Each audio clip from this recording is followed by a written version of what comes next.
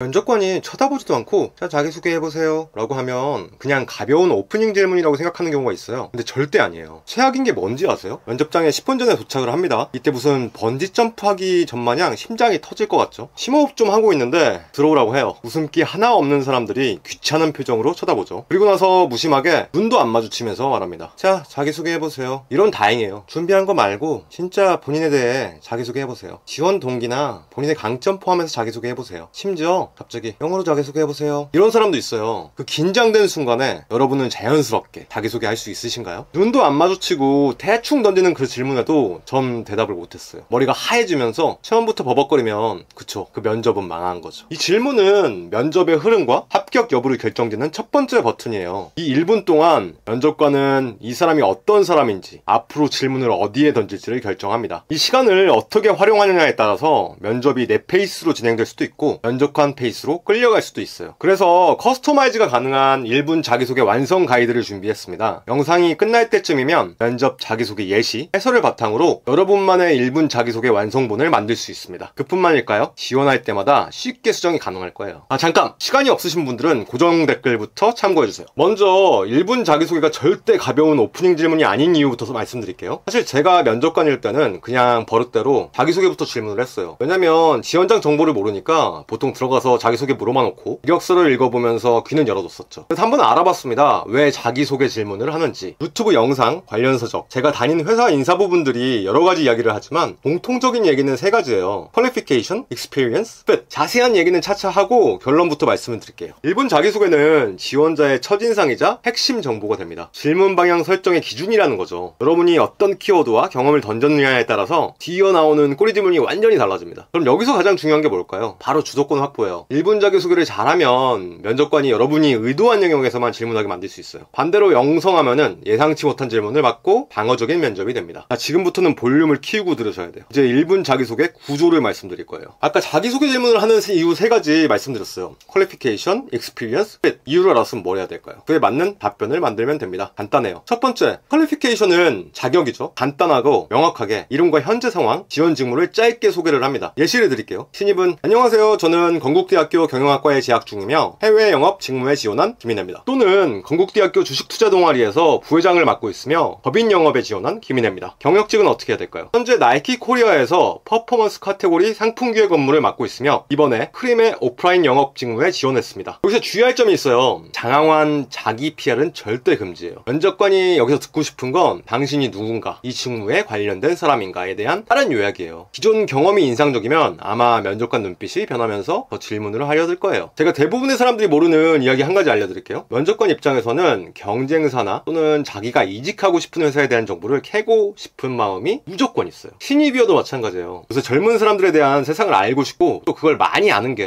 회사에서 자신의 경쟁력이 되거든요. 그래서 우리는 여기서 짧게 꼬리 질문을 유도를 해야 돼요. 두 번째, Experience, 경험이죠. 경험과 강점을 전달합니다. 신입이라면 전공 또는 관련 경험, 주요 활동과 성과, 직무 연관성을 암시하는 키워드 순서로 구성을 하세요. 간단한 예시를 드릴게요. 경영전공을 바탕으로 교내 프로젝트에서 주식투자 동아리를 기획해 한국투자증권배 모의투자대회에서 3위에 입상하는 성과를 냈습니다. 또 동아리 활동을 통해 협업과 기획 역량을 키웠습니다. 경력직이면 전체 경력 요약, 직무 수행 능력, 그리고 프로젝트나 성과 사례를 한두 개 넣습니다. 지난 5년간 스포츠 업계에서 영업 및 상품기획 업무를 맡아 고투마켓 프로세스 효율화를 성공적으로 진행했습니다. 특히 각각의 키게이트 최적화를 통해 평균 플러스 20% 효율을 높인 경험이 있습니다. 핵심은 경험에서 결과로, 그리고 그 결과를 뒷받침하는 숫자, 이 순서예요. 추상적인 말만 하면 진짜 근거 없는 자기 자랑이 됩니다. 대신 면접관이 그건 어떻게 하셨어요? 라고 꼬리 질문을 던질 수 있도록 문을 열어야 돼요. 여기까지 보신 분 계신가요? 지금까지 잘 대답했어도 이거 안 하면 다 도루묵이에요. 뭘까요? 결론은 짧은 포부로 마무리합니다. 길게 말하지 말고 기여 또는 성장 중심으로 짧게 끝내세요. 그런 역량을 바탕으로 크림의 성장에, 네이버의 성장에 기여하겠습니다. 감사합니다. 이 정도면 충분합니다. 결론의 역할은 문을 닫아버리는 거예요. 이게 길어지면 면접관한테 준비되지 않은 질문으로 역공당할 수가 있거든요.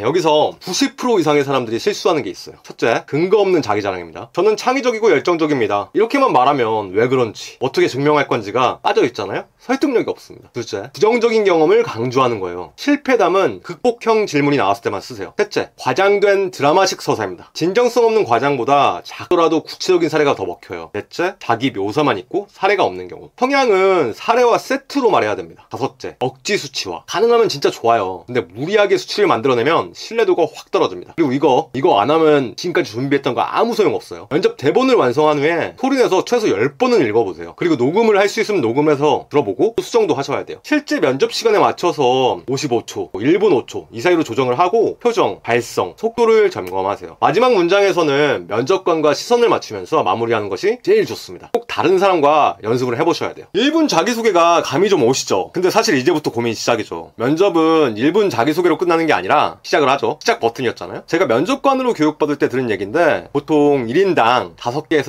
10개 정도의 질문을 하는 게 적당하다고 해요. 제가 좀 찾아보니까 제가 교육받은 내용이 틀리지 않은 것 같더라고요. 여기서 머리가 번쩍 하더라고요. 이걸 진짜 깨닫는 순간 소름이 쫙 끼쳤어요. 우리는 항상 나오는 질문을 알잖아요. 1분 자기소개, 지원 동기, 자신의 강약점, 입사 오퍼 후, 마지막 한마디. 이것만 해도 5개예요. 항상 나오는 질문만 마스터해도 합격 확률을 200% 이상 올릴 수 있겠구나 싶더라고요. 게다가 면접은 기세죠. 하나 답변 잘하면 계속 잘하고 하나 망치면 계속 망치잖아요. 제가 부끄럽지만 고백 하나 드릴게요. 한때 저도 면접관이었는데 6개월 전만 해도 엄청 헤매고 있던 취준생이었어요. 면접관으로 또 지원자로 시간을 보내다 보니까 직장 생활이 꽤 했어요. 나이키, 아디다스, 컨버스, 반스 같은 누구나 들으면 아는 회사도 다녀보고 운이 좋아서 아시아 태평양 본사에서도 일해보고 누구보다 즐겁게 30대를 보낸 것 같아요. 돈도 없고 경험도 없고 꿈도 없이 남들이 다 취업해야 된다길래 취업한 거였는데 엄청 부자는 아니지만 하고 싶은 걸 할 수 있는 통장 잔고도 생겼고 커리어라는 경험뿐 아니라 해외에서 자랑스러운 외노자로도 살아보게 했습니다. 그러다가 올해 4월에 잘 다니던 회사를 나와서 재취업에 도전을 했어요. 처음에는 엄청 만만히 봤죠. 이직한 경험도 꽤 있고 회사에서 면접관도 하고 발표도 많이 했었으니까 자신 있었어요. 면접은 대화하듯이 자연스럽게 봐라 이런 말 많이 들어보셨죠. 전 이 말을 완전히 오해했어요. 그냥 채용 공고 보고 제 이력서 검토하고 면접 보러 갔어요. 근데 여기서 진짜 재밌는 게 뭔지 아세요? 최종까지 한 방에 4개가 간 거예요. 더 의기양양해졌죠. 근데 그러고 나서 며칠 사이에 이 4개가 한꺼번에 다 탈락. 저 여기서 크게 배운 게 있습니다. 면접은 바로 지속성이 제일 중요하더라고요. 언제 어디서 어떤 질문을 받더라도 준비된 대답이 자연스럽게 나오는 지속성, 또 그걸 가능하게 하는 기본기, 이게 바로 면접의 핵심입니다. 저는 1차, 2차는 다 잘 봐놓고 결국 최종 가서는 그 마지막이라는 긴장감 때문에 머릿속에 있는 내용을 말로 표현하지를 못했어요. 최종에서 그냥 우우 처참하게 그냥 한꺼번에 다 탈락해버린 거예요. 손흥정 씨 아시죠? 우리 소니의 아버지. 그분은 우리 흥민군 소니를 훈련시킬 때 기본기만 7년 시켰고 슈팅 훈련은 18살 돼서나 시켰다고 하더라고요. 면접도 똑같아요. 기본기부터 항상 나오는 질문부터 단단히 하면 합격 확률이 무자비하게 올라가죠. 언제 어디서든 무슨 상황이든 준비된 답변을 자연스럽게 할 수 있습니다. 저는 이렇게 시작을 했어요. 면접을 준비할 때 가장 쉽고 효율적인 방법. 요새는 유튜브 영상이 너무 잘 돼 있잖아요. 일단 영상들이 각각의 질문별로 나눠져 있어서 손쉽게 각 질문에 대한 내용을 이해할 수가 있어요. 게다가 저랑은 비교조차 되지 않는 인사부 출신 전문가들이 엄청나게 좋은 퀄리티의 영상을 질문별로, 컨텐츠별로 자세히 제공을 해줍니다. 아마 유튜브 영상을 하루에 못해도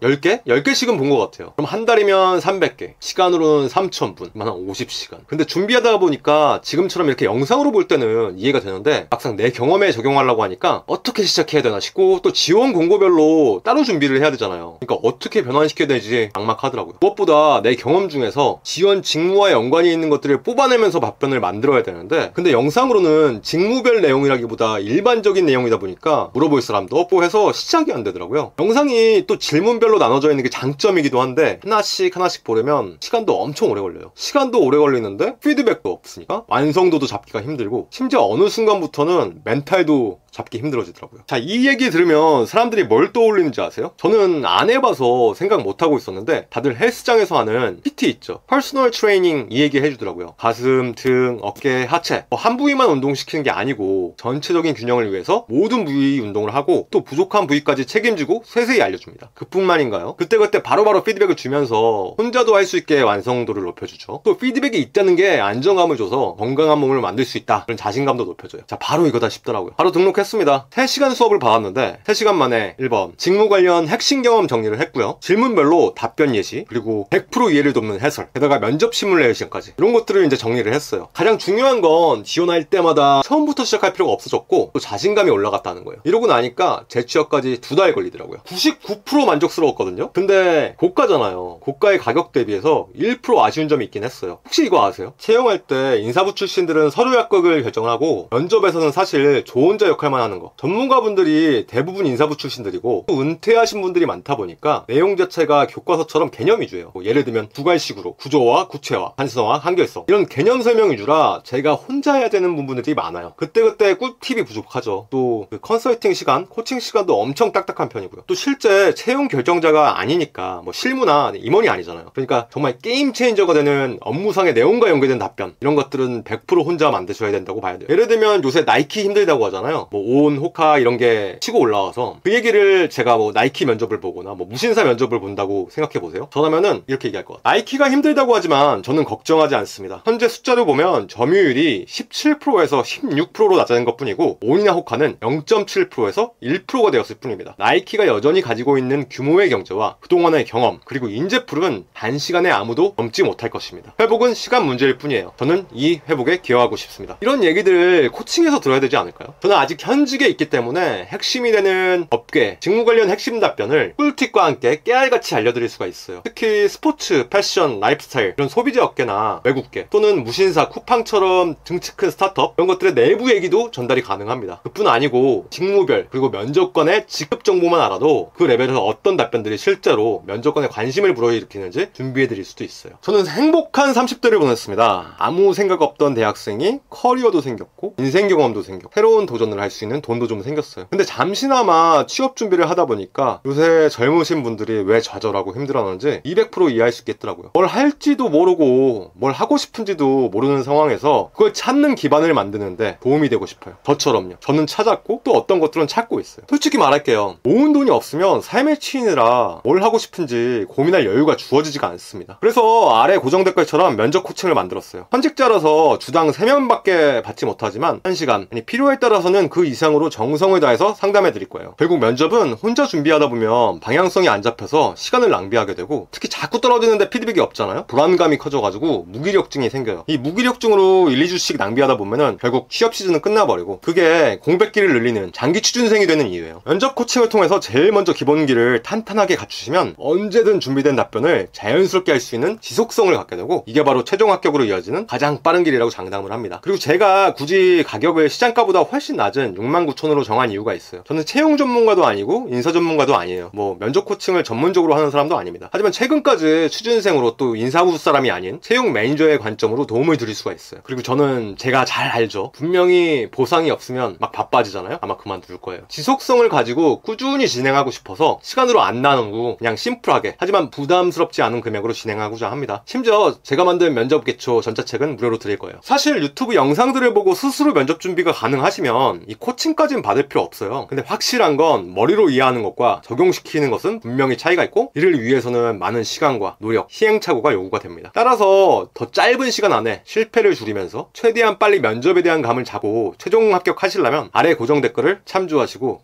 코칭을 활용해보세요. 기초부터 항상 나오는 질문에 대한 답변, 그에 따른 예시, 그리고 해설을 통해 생각을 정리하고 여러분만의 맞춤 솔루션, 면접 답변의 기준을 만들 거예요. 뭐 꿀팁 같은 건 당연하고요. 이 영상이 여러분의 취업 준비에 있어 큰 전환점이 될 수 있으면 좋겠습니다. 또한 의미 있는 면접 컨텐츠, 커리어 컨텐츠들 꾸준히 올릴 테니까 놓치지 않으시려면 구독을 꼭 눌러주세요.